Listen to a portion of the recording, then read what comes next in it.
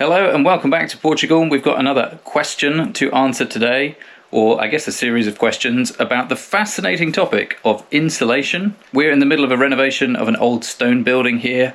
It had zero insulation when we started, and it will have quite some by the time we're finished. So let's go and find Kylie and start answering this question. What are we going to do about insulation? You're being illuminated quite nicely. Just looking at our upcoming orange problem. Let's go here. Here? Talk about insulation. You have many thoughts, I'm sure. Yeah, it's a big subject, and I've had to learn a lot about stone buildings and insulation, breathability and things. So, we're standing in the room that will eventually be our kitchen. Let's start with the things we're doing on this floor, and then we'll kind of work our way up the building. The ground.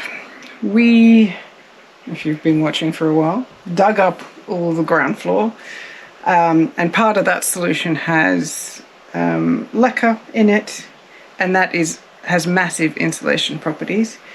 So that's one of the reasons that we went for that solution, is not only for the damp issue, but also because it has insulating properties, and it's one of the reasons that we went down so far.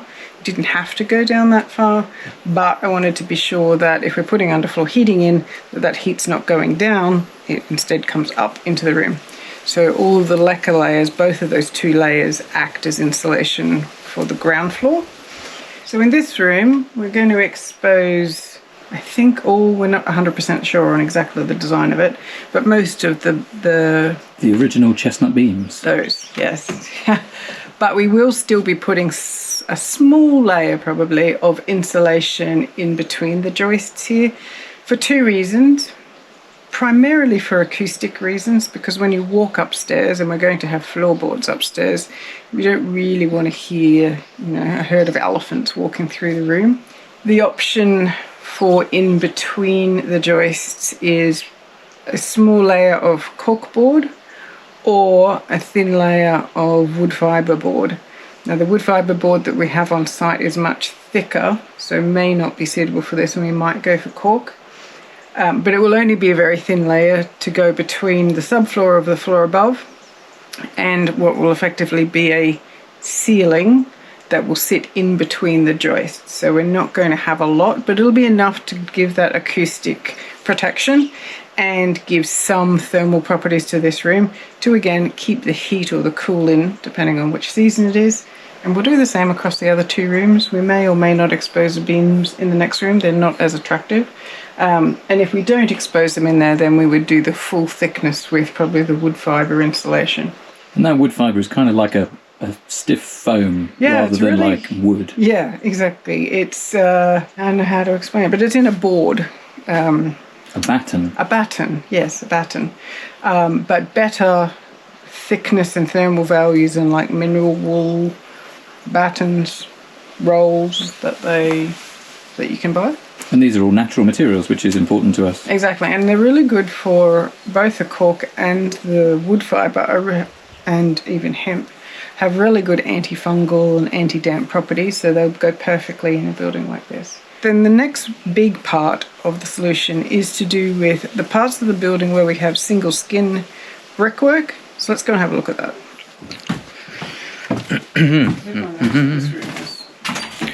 So we've got some single skin here, but we're going to go and talk about the upstairs more so.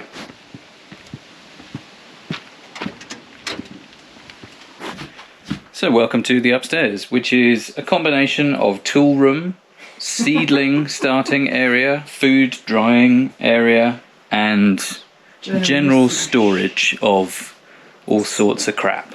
This is what we refer to as the sunroom. It's immediately above the other room that has single skin of bricks, the Selenia downstairs. The construction in here is very different to the rest of the house. So along the top here of the two sides of this wall are concrete lintels that have been poured in place, and then in this corner behind this little bit of brickwork there is also a concrete column, and then these red bricks are really just infill. They have no structural capacity to them.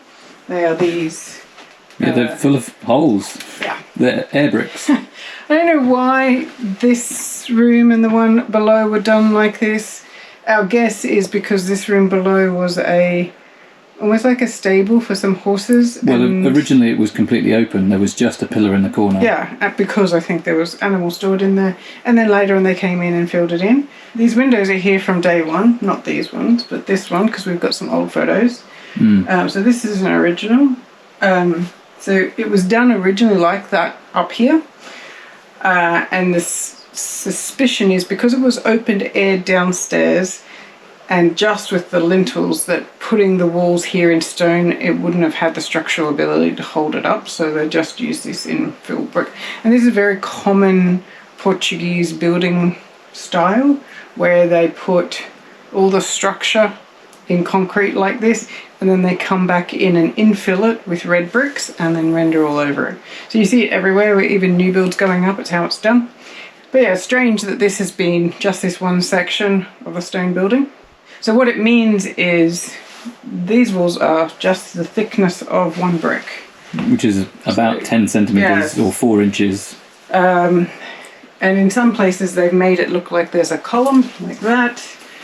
And also around behind you here by the doorway. But it's not very thick, and the red air bricks don't have any real good thermal properties. The stone walls are much thicker, 500 or 600 mil thick, and they act more like a storage heater. So when the sun comes in during the day, it heats the stones up, and then later in the evening that heat is released into the building, which is why we commented earlier that in the summer it's really hot in here in the evening, way hotter than the tent, and that's why that the sun comes in during the day and it heats all the stone building up, and then that heat gets released in the evening. And it was like 25 degrees or something in the summer when we were sleeping inside. But this has no thermal capacity. It does nothing. It's really cold and really hot. So really cold in the winter, really hot in the summer, because the heat just comes straight through. So we need to change this so that this room doesn't become like this big cold spot or hot spot in the building. And what we're going to do is insulate all of the brickwork or all the wall sections using hempcrete. So pieces of hemp in a lime mix. You do a stud wall framing, and then you fill the sections in between the timber with this hempcrete. And again, it's not structural, so it's just an infill. And that we will try and bring it out as thick as we can without losing the space that we need to have a decent sized room.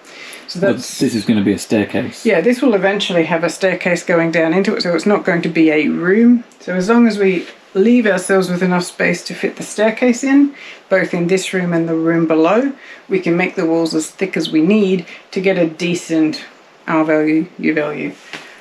So that's the plan. Not this year, probably not next year. Maybe in 20 years.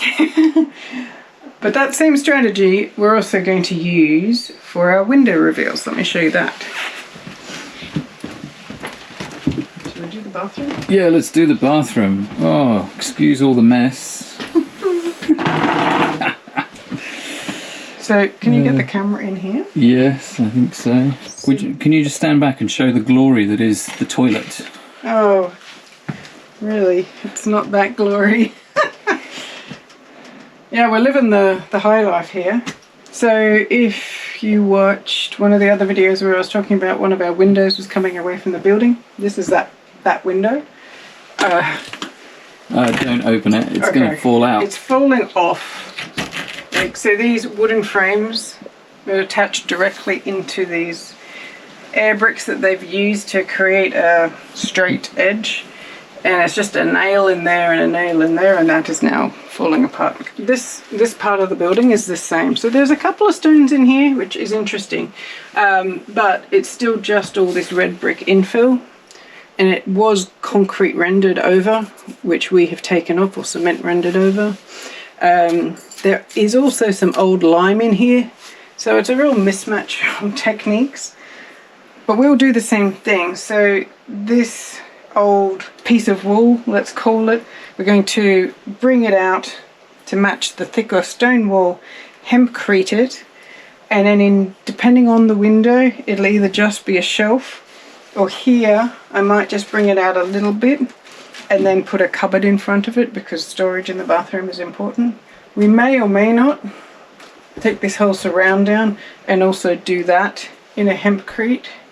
It's not really a lintel up here, it's just they've used this old technique of angled bricks that kind of form an arch. Yeah.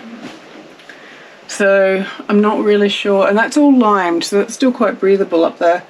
So we might just hemp plaster it and kind of blend it in. But there's 1, 2, 3, 4, 5, 6, 7, 8, 9.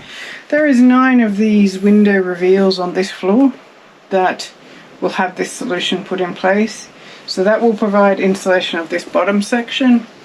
Probably do the same thing around it, just bring these small reveals out to whatever thickness we need to make it decent, so that there's not a cold bridge here, and somehow fix the windows into new square openings.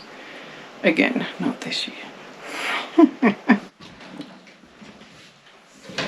So we're in what we now call the processing kitchen, which we use for doing all the preserving of the garden stuff and winemaking and stuff. And up here is a hatch up into attic, loft space, whatever you want to call it. The roof up there, if you noticed on the other video, has no membrane, it has no insulation, and it's the original roof, so dating back to the 1930s. There are no leaks, no problems. The heat does come fiercely through the tiles, and that heat then comes down through the ceiling onto this floor. So again, another reason it's really warm in here in the summer. But we will be replacing that entire roof, putting a membrane on, putting insulation on, and we're going to do that on top of the existing beams, so that the beams that are up there, which are again are the originals, can be exposed and have all their beauty on display. So that's, I think, the ground, the walls, the roof. There is one thing left that we need to talk about. We'll go back downstairs to where we're doing some lime work to explain what's going to happen to those walls.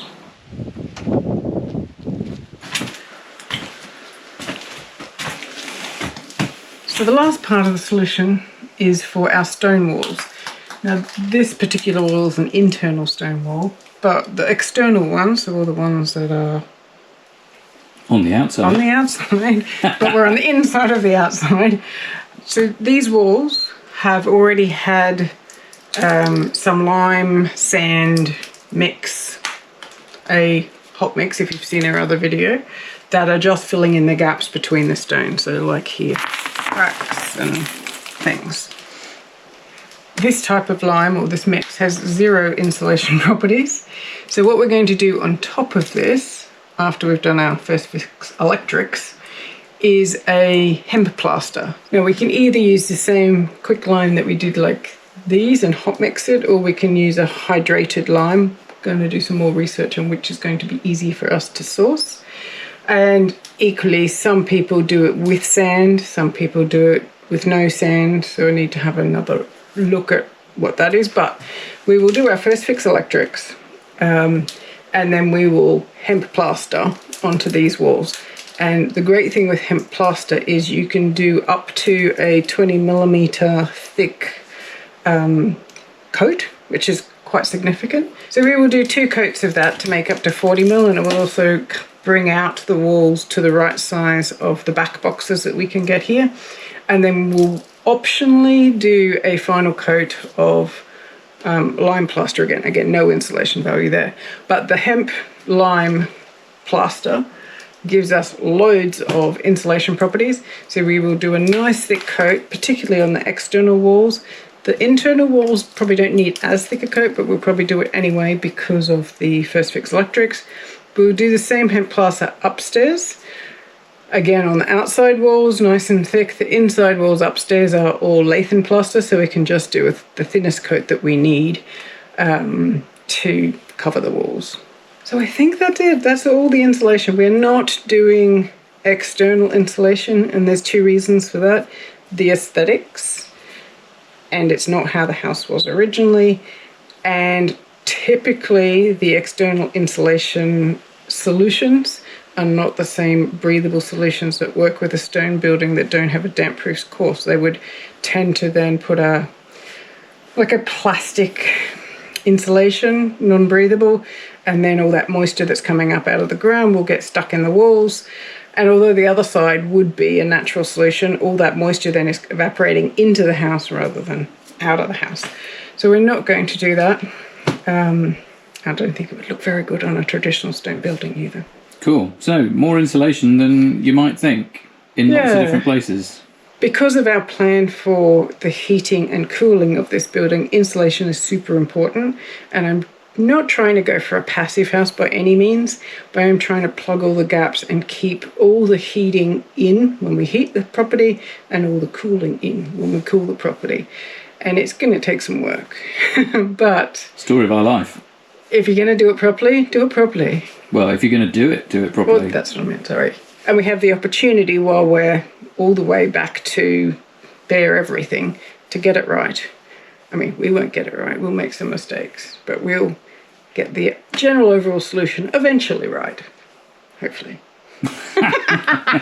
So there we go. It really is the fascinating subject of insulation. Lots of different kinds in lots of different places to combat all of the various issues of dealing with an old stone building with no damp-proof course, and in some cases very thin single skin air brick walls. There's lots to do, and so we're going to crack on and get back to work. We'll see you in the next video. No. Where's the extra value? We've got to do the wine. Oh yeah. Sorry, I almost forgot that we have something extra to show you, which is something that I can talk about, because I don't know much about insulation, quite frankly. And it is just next door in this very dark room. Let me show you. So, it doesn't look like much, but this is what we have to show you. This is actually empty, so there's nothing in there.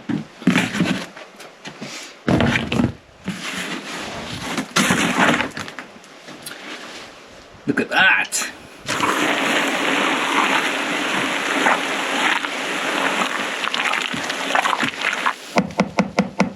Wowzers, it smells. You want to try it? No. You should. Alright, you're dropping it all over my floor. That's nice. So, this is, what would you call it? Wine, yes, but... Yes, it's wine. Yeah, first week's fermentation. So, this is the wine that we're making this year. The small batch here is grapes from our farm and also from a very lovely friend of ours who lives nearby. They don't drink, and so they donated their grapes to us. So in this small barrel, we've got about 40 litres of must, which is the name for grape juice and skins, all in a barrel. About 40 litres of it. It's a mixture of red and white because we just chucked everything in together. And it is about a week into its first fermentation. Very soon we're going to be pressing these skins, transferring it to some barrels and letting it ferment for about a year before it's ready to drink. But we've put it in here because it's the most temperature controlled place. It's nice and dark when we don't have all the doors open, and it just kind of keeps it out of the way whilst it's doing its fermentation thing.